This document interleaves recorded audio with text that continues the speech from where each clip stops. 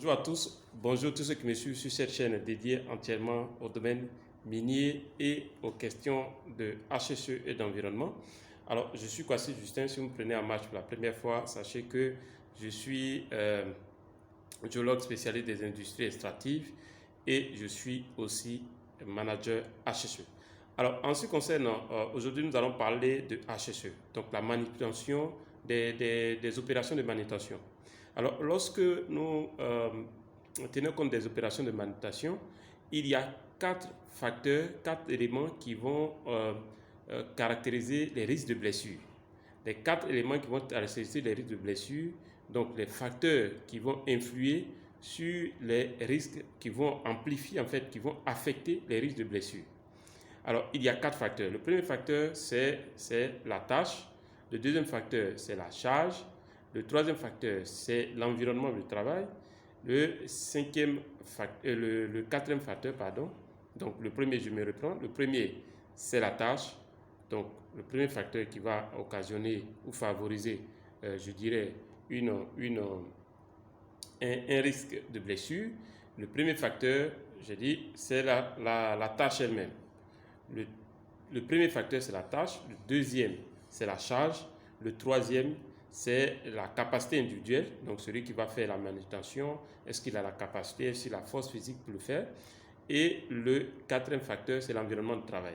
Alors, nous allons voir un peu ces différents facteurs très rapidement. Alors, je rappelle que j'ai une formation complète en matière de HSE, donc aussi de santé et sécurité au travail. Si vous êtes intéressé, vous mettez intéressé dans un commentaire et derrière vous vous inscrivez et vous avez accès à la formation.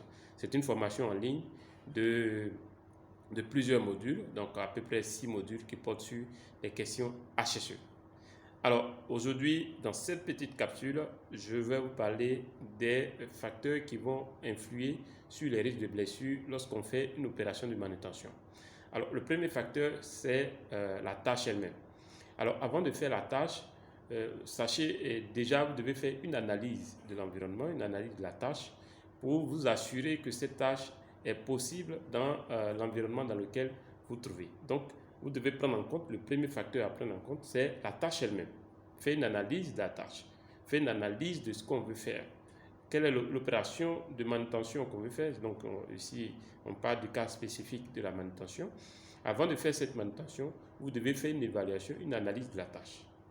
Deuxième facteur qui va refléter, qui va affecter les risques de blessure, qui va influer dans sous forme de risque de blessure, c'est la charge. La charge, puisqu'on est dans un cadre de manutention, vous devez faire une évaluation de cette charge. Comment est-ce que vous allez opérer? Combien ça pèse? La charge, quel est disons, le poids de la charge? Vous devez prendre un certain nombre de dispositions, savoir c'est quelle charge. Je vais vous donner un exemple. Si vous avez un sac de riz peut-être de 20 kg ou de 25 kg, sachez qu'à partir de 25 kg, vous ne pouvez pas soulever seul. Normalement, vous avez besoin de vous faire aider. Soit vous allez utiliser peut-être un Manitou ou un autre objet, ou bien vous allez faire appel à d'autres personnes.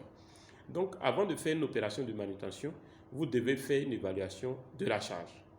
Donc, on a parlé du premier facteur qui va influer sur les opérations de manutention, les risques de blessure dans une opération de manutention.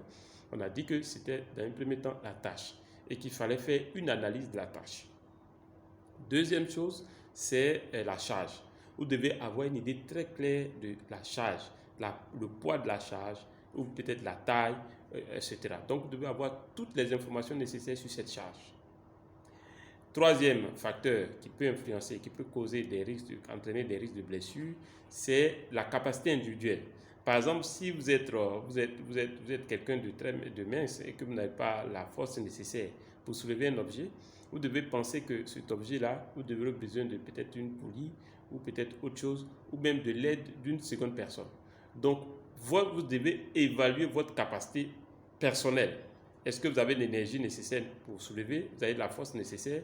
Ou bien est-ce que vous avez l'outil nécessaire qui va permettre de soulever, de faire cette manutention, etc. Donc, vous devez faire une analyse de votre capacité personnelle. Donc, la capacité individuelle. Et le quatrième facteur, c'est l'environnement de travail. Avant de faire une opération de manutention, vous devez vous assurer que l'environnement est propice, d'accord? et que vous pouvez véritablement faire cette opération de manutention sans risque. Donc vous devez regarder autour, est-ce que l'endroit est dégagé, est-ce que l'opération est possible dans cet environnement. Donc vous devez faire une analyse de l'environnement de travail. Donc je reviens très rapidement sur les 4 facteurs qui vont influer sur les risques de blessure, donc qui peuvent favoriser des risques de blessure, sont les 4 facteurs. Le premier, c'est la tâche. Donc vous devez faire une analyse de la tâche. Quelle est cette tâche? Est-ce que nous avons tout ce qu'il faut pour pouvoir exécuter cette tâche, etc. Deuxième, c'est la charge. Vous devez évaluer la charge. Est-ce que c'est une charge de 2 kg, 3 kg, 1 tonne, 10 tonnes? Quel est l'outil nécessaire? C'est en fonction de la charge que vous allez déterminer l'outil nécessaire pour faire cette opération de manutention. Le troisième facteur à prendre en compte, c'est la capacité individuelle. Est-ce que vous avez l'énergie nécessaire, la force nécessaire? Est-ce que vous avez la santé nécessaire qu'il faut?